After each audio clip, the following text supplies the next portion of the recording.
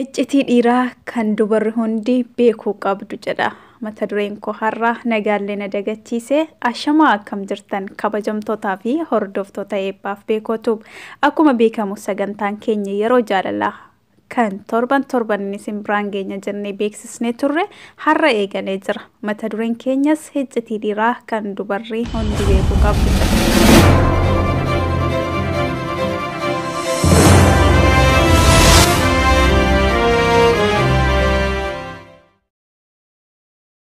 Iccitiin dhiiraa kan dubarri hundi beekuu qabdu maali sila jechuudhaan dubartoonni hundumti keessan akka gaafiidhaan guutamtan ni beekna. Haa ta'uutii gaafii kanaaf deebii kan argattan sagantaadhuma kana irraa ta'a waan ta'eef haga xumuraatti akka nu caqastan kabajaan isin beeksisna. Tole egaa akkuma beekamu yeroo baay'ee dhiiraa fi dubartiin karaa baay'ee walitti dhiyaatu. Karaa kanneen keessaas karaan jaalalaa walitti dhufeenya dhiiraa fi dubartii baay'ee mijaa'aadha. Kanaafuu akkuma dhiirri dubartii jaallatu, dubartiinis dhiira ni jaallatti. Haa ta'u malee dubartiinis waan dhiira tokko jaallattuuf iccitii mataa ishee ni qabdi jechuudha. Akkasumas dhiirris dubartii takka jaalala dhugaa jaallachuudhaaf iccitii mataa isaa ni qaba. Kanarraa ka'uudhaan wanta yeroo dheeraa qorataa turamee beekame tokko anis isin biraan ga'uudhaaf dirqameen jira. Dubbiin amma an dubbadhu kunis keessattuu jireenya yeroo ammaa kanaan walitti dhiyaata qaba. Yeroo ammaa kanas jaalallee dhugaa hin jiru yookaan ammoo hir'atee jira jedhamee yeroo beekamu keessa jirra. Dhiirri tokko dubara tokko jaalala dhugaa ishee jaallachuudhaaf wanti inni jalqabaa dubartii irraa barbaadu kan dhiirri addunyaa kana irra jiranii hedduun isaanii wal fakkaataadha.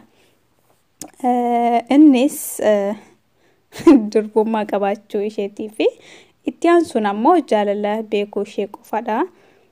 Kana yeroon jedhu dhiirri addunyaa kana irra jiru baay'een isaanii yeroo ammaa kanatti soba wal fakkaatu sobaa jiru. Dubbiin kun garuu iccitiidha.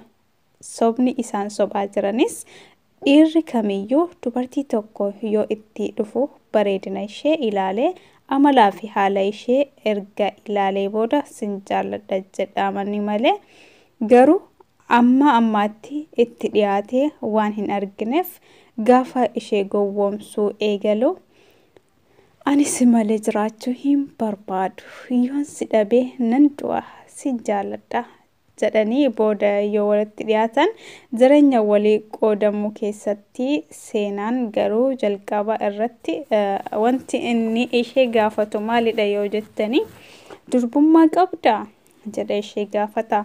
Yoo ishee lakkee ani durbummaa hin qabu jetteen homaa rakkoo hin qabu. Ani jaalala dhugaa waan ansi jaaladhuuf durbummaa qabaachuun kee homaa naaf hin fayyadu. Wanti guddaan wal jaalachuudha jedhaan garuu wanti inni garaa isaa keessatti yeroo sana yaadu akkas miti. Yoo jalqaba jaalala xiqqoo isheedhaaf qabaates isheen ani durbummaa hin qabu jennaan jaalalli onnee isaa keessa jiru yeruma sanaa gara jaalala sobaatti ni jijjiirama. Sana booda inni jaalala dhugaa isheedhaaf qabaatee osoo hin taane faayidaa biraatiif ishee wajjin jiraachuuf yookaanis immoo fuudhuufis ni mala. Booda garuu inni erga ishee fuudhee ishee wajjin siree tokkorra ciisee wanti inni yaadu waa'ee nama isa dura jaartii isaarraa durbummaa fudhatee sana qofaadha. Kanaafuu akkuma beekamu yeroo baay'ee kan mul'ataa jiru dafanii wal hiikuu fi yookaan ammoo jireenya mana keessaatti wal jeequu akkasumas yeroo tokko osoo isheen jirtu nama biraa alaa barbaaduu fi rakkoo baay'eetu uumamaa jira jechuudha. Garuu yoo isheen ani durbummaa hin qabaa jette jireenya isaa keessatti akka yeroo sanaa gammadutti lamu hin gammadu. Hamma durbummaa ishee sana argatuttis rafee hin bulu. Durbummaa ishee arguudhaafis jedhee hirriba ni dhaba. Waan isheef ta'u hin beeku osoo du'ellee guyyaa tokko durbummaa ishee sana argee du'uu barbaada jechuudha dhiirri. Dhuma irratti yoo carraan isaaf godhee durbummaa ishee waan argee nama isheetti addunyaa kana keessatti jaallatu hin qabu jechuudha. Akka isheetti nama jaallatu hin qabu. Jireenya inni ishee wajjin jiraatus hamma humna isaatiin jireenya gammachuu akka ta'uuf yeroo hundaan hawwaa fi akka wanti hamaan ishee hin tuqne ni barbaada. Jireenya ofii ishee keessatti of ilaalaa jiraata. Garuu akkuma bifti namaa wal adda, amalli namaatis wal adda qaba waan ta'eef dhiirri tokko tokko kan aarii baay'atu ni jira. Garuu amala isaa waan ta'eef isheettis ni aara. Haa ta'u garuu itti aara malee ishee hin jibbu gonkumayyuu yookaan yeroo tokko tokko harkaanis ishee dhaa'uun ni mala. Haa ta'u garuu ammas ishee hin jibbu. Akkuma abbaan ilma ofii dhahee guddisu sana jechuudha. Innis yeroo aare qofa akka tasaa ishee dhaha malee ishee hin jibbus, ishee hin miidhus. Wanti biraa haa hafu yoo isheen duutee inni kan biraa yoo fuudheyyuu nama fuudhu sana dirqama jireenyaatiif wajjin jiraata malee akka ishee durbummaa irraa fudhate sanatti jaalala dhugaa isheedhaaf hin qabu jechuudha. Wanti kun garuu yeroo ammaa kana iccitii ta'ee jiraataa jira. Dubartoonni durbummaa isaanii bakka hin deebnetti gataa waan jiraniif akka waliigalaatti dhiirri dubartii tokko osoo dhugaan hin jaallatin sin jaalladha jedhee akka kijibee jiraatu ta'ee jira. Haa ta'u malee dhuma irratti akkuma jalqabaa ibsame jaalalli inni ishee jaallatu jaalala kijibaa yookaan immoo jaalala faayidaa biraa irratti hundaa'ee qofaadha. Kanaafuu dubartiin martinuu iccitii dhiiraa kana beekuun baay'ee barbaachisaadha. Keessattuu dhaloonni ijoollee isaanii kana lafaa ol guddataa jiranitti iccitii kana dabarsuun dirqama ta'aa jiree yaada. Kana jechuun akka waliigalaatti akkuma ilmi dhiiraa martii qaama saalaa kan wal fakkaatu qabu fedhiin isaaniitis kan dhiira martuu haala armaan olitti aanisiniif ibsee wal fakkaata.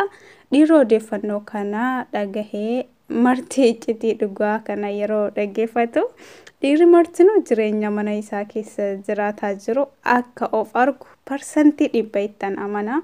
Kanaafuu akkuma jalqabaa isiniif ibse dubartiin martinuu iccitii kana beekuun jireenya gaarii jiraachuuf hedduu waan isin fayyaduuf namootaa fi hiriyoota keessanittis himuudhaan dubbii kana waliif dabarsaa. Galatoomaa. Anis immoo yaada dhuunfaa koo ittiin isiniif dabala. Walumaa galatti yaa dhiiraa yaa dubaraa jaalalaaf taanaan dhugaa qofaaf jiraadha. Jaalalli mataan isaa dhugaadha.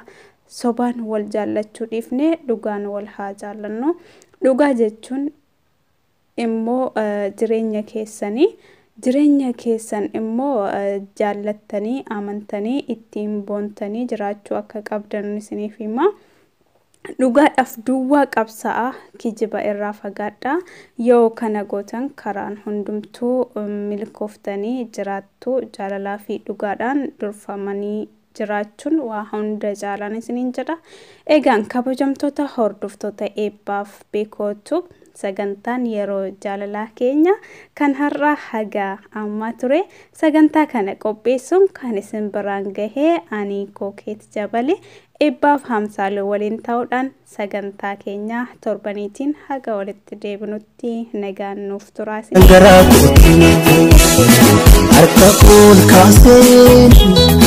Gara keettanii ammayyu osiittee malee dhagaan garaa kootti miidhama koo dhoksaa.